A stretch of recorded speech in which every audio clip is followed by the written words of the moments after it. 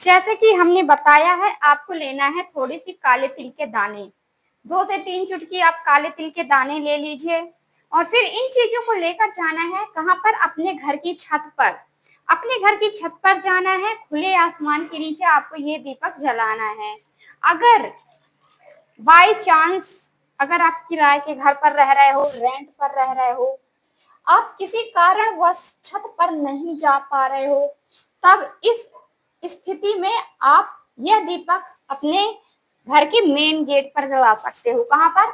अपने घर के मेन गेट पर प्रज्वलित कर सकते हो इस चौमुखी दीपक को। तो आपको करना क्या है? दीपक जब दीपक आप रखेंगे तो एक चुटकी काले तिल के दाने रख दीजिए, उसके ऊपर दीपक रख दीजिए और दीपक को प्रज्वलित करना है।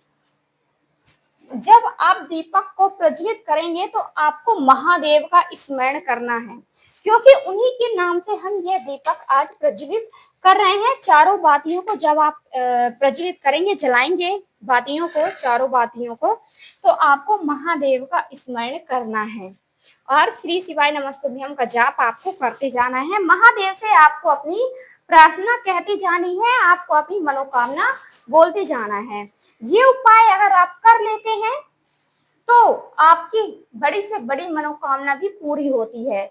अगर आप किसी कारणवश नहीं कर पा रहे हो, छत पर नहीं जा पा रहे हो, या फिर आप मेन गेट पर भी नहीं जा सकते हैं, तो जहां पर आप रहते हो, जिस रूम में रहते हो, उस रूम के दरवाजे के बाहर आप इस दीपक को रख दीजिए और महादेव के नाम से दीपक जला दीजिए। देखिए, एक बात हम आपको बता दें कि नियम जो उपाय होते हैं उनको करने से ज्यादा बेटर क्या होता है? आप डेली अपने घर के मुख्य द्वार पर एक दीपक प्रज्वलित करते हो तो आपको बहुत ही ज्यादा, बहुत ही अच्छे फल प्राप्त होते हैं, क्योंकि दीपक जलाने का बहुत ही महत्व बताया गया है।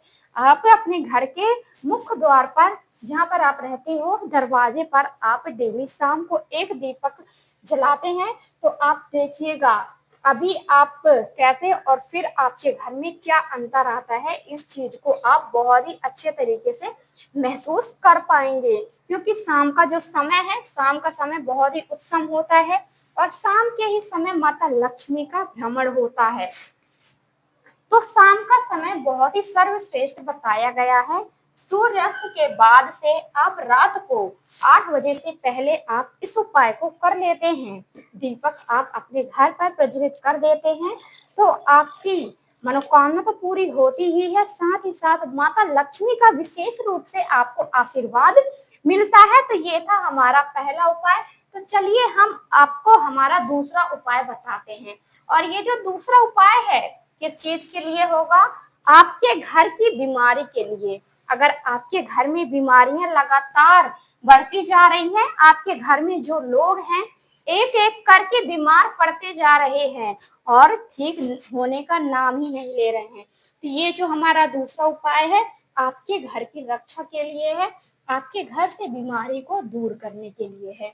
तो करना क्या है? आपको एक लोटा शुद्ध जल लेना है।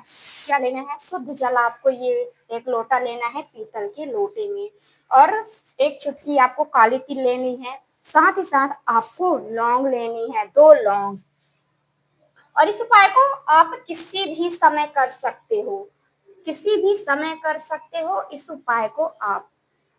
तो आपने ले लिया 2 लौंग, थोड़ी सी काले तिल के दाने और शुद्ध जल, और इसमें और कुछ ज्यादा नहीं करना है। आपको जाना है महादेव की मंदिर में, महादेव की शिवलिंग के पास आपको जाना होगा। तो करना क्या है ये हम अभी आपको बताते हैं। आपको जाना है महादेव की शिवलिंग के पास। अगर आपके घर पर ही है महादेव का शिवलिंग तो आप इस उपाय को अपने घर पर ही कर सकते हो। तो महादेव की शिवलिंग के पास जाने से पहले करना क्या है? आप लेंगे लोटे को, लोटे में लिया जल, थोड़ा सा डाल सकते हैं आप गंगा जल तो बहुत ही ज्यादा उत्तम है, और आपने लिया है काली तिल और साथ में ही लौंग, जो स्वयं शिव और शक्ति का स्वरूप होती है लौंग। तो इन सारी चीजों को लेकर घूमना है आपके घर पर, हर एक कमरों में, हर एक रूम में लेकर आपको घूमना है और फिर जाना है महादेव की शिवलिंग के पास। जाने के बाद करना क्या है, सबसे पहले आपको करना क्या है, जो आपने काली तिल लिए हैं और लिए हैं आपने 2 लौंग, इन दोनों चीजों को आपको अर्पित करनी है महादेव को, महादेव के नाम से, है ना, स्मरण करके महादेव का आपको ये दोनों चीजें अर्पित कर देनी है महादेव को। और फिर लास्ट में आपको 1 लोटा जल, जो आपने शुद्ध जल लिया है, उस जल को आपको महादेव को अर्पित करना है। और जब आप अर्पित करेंगे तो आपको कौन सा नाम स्मरण करना है, यहाँ पर भोलेनाथ का एक बहुत ही सुंदर सा नाम है, बहुत ही प्यारा सा नाम है, पिपलेश्वर महादेव। कौन से? पिपलेश्वर महादेव का आपको यहाँ पर स्मरण करना है और आपको 1 लोटा जल महादेव के ऊपर अर्पित कर देना है। ये उपाय आप करते हो तो आपके घर से जितनी भी बीमारियां होंगी, जितने भी रोग होंगे, जितने भी दोष होंगे, सारे के सारे रोग, दोष, बाधाएं दूर हो जाती हैं। आपका ये था हमारा दूसरा उपाय। तो चलिए हम बात कर लेते हैं हमारे तीसरे उपाय की। तो तीसरा उपाय करना कैसे है और इस उपाय के लिए क्या क्या लेना है और इस उपाय को करने से क्या बेनिफिट होने वाला है आपको। तो ये जो हमारा तीसरा उपाय है, तीसरे उपाय को आप कर लेते हैं तो आपकी बड़ी से बड़ी मनोकामना भी पूरी होती है। जो अभी तक आपकी मनोकामना पूरी नहीं हो पाई है, वर्षों से आपकी कुछ मनोकामनाएं थी वो पूरी नहीं हो पाई हैं, तो आपको ये बहुत ही छोटा सा उपाय आपको करना है। तो इस छोटे से उपाय को करना कैसे है, आपको बता दें कि इस छोटे से उपाय के लिए आपको लेना होगा काली मिर्च। काली मिर्च के 5 दाने आपको लेने हैं। कितने? काली मिर्च के 5 दाने आपको लेने हैं और इस उपाय को आपको रात में करना है। अमावस्या का दिन है और अमावस्या की शाम को, यानी कि जब अमावस्या की रात होती है तो उस रात को चांद नहीं दिखता है। तो आपको जाना है रात में ही और जो आपने 5 काली मिर्च ली हैं, आपको जाना कहाँ पर है, आपको अपने घर की छत पर जाना है। किसी कारणवश छत पर नहीं जा पा रहे हैं, आपके घर पर छत नहीं है या फिर आप किराए से रह रहे हो जहाँ पर आपको अलाउ नहीं है रात में छत जाने में, तो आप इस उपाय को अपने घर के बाहर कर सकते हो। अपने दरवाजे के बाहर आप इस उपाय को कर सकते हो। तो करना क्या है, काली मिर्च के दानों को लेना है और फिर आप बाहर जाके खड़े हो जाओगे। 5 काली मिर्च के दानों को 5 दिशाओं में आपको फेंकना है, एक एक करके। तो सबसे पहले आप एक काली मिर्च का दाना लेंगे, काली मिर्च लेंगे, आपको अपनी मनोकामना बोलनी है, जो भी आपकी मनोकामना है, और फिर आपको अपने सीधे हाथ की तरफ फेंक देना है।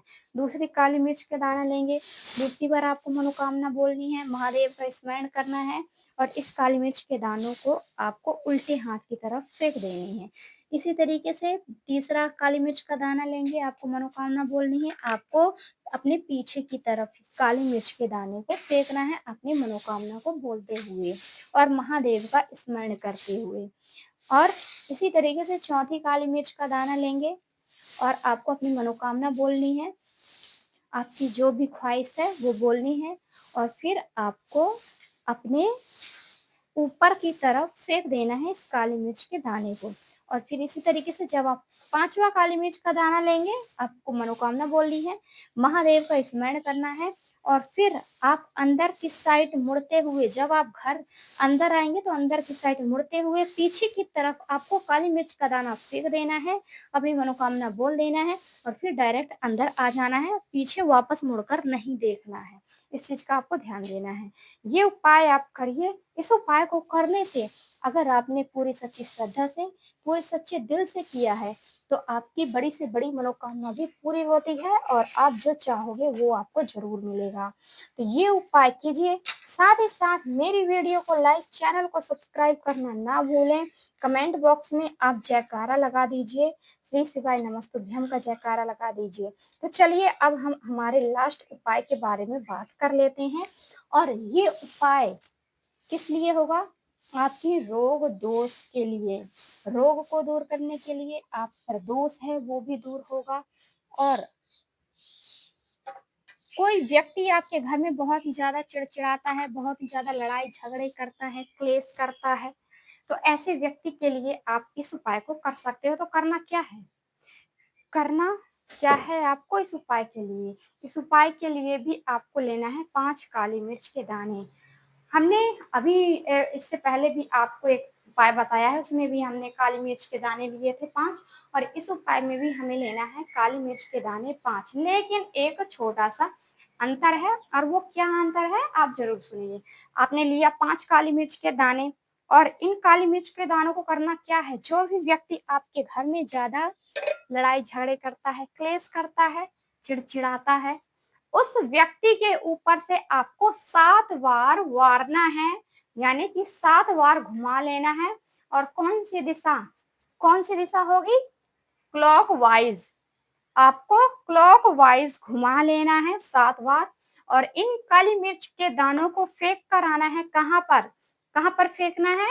आप घर से बाहर जब जाएंगे, आपके घर के आसपास यदि अ, चौराहा होगा, आपके घर के आसपास चौराहा होगा, वहां पर जाएंगे तो फिर जाने के बाद एक एक करके चारों दिशाओं में आपको काली मिर्च के दाने एक एक फेंक देना है।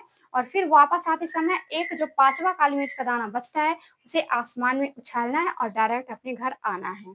और आते समय ध्यान रखिएगा, कोई आपको रोके ना और टोके ना। इस उपाय को करते ही आपको बहुत ही अच्छे से इसका फल आपको मिलेगा, आपको इसका असर देखने को मिलेगा। वह व्यक्ति कम लड़ाई झगड़े करेगा, सुधरने लग जाएगा। आपको ये लगातार 4 से 5 दिनों तक लगातार करना होता है। तो ये उपाय कीजिए, साथ ही साथ मेरी वीडियो को लाइक, चैनल को सब्सक्राइब कर लीजिए, और कमेंट बॉक्स में जरूर आप जयकारा लगाना ना भूलें, जयकारा लगा दीजिए। महादेव का, अपने इष्ट का जयकारा लगा दीजिए। तो आपका दिन शुभ हो, मंगलमय हो, यही कामना रहेगी मेरी ईश्वर से। हर हर महादेव, जय शिव शंभू, जय हो भोलेनाथ की।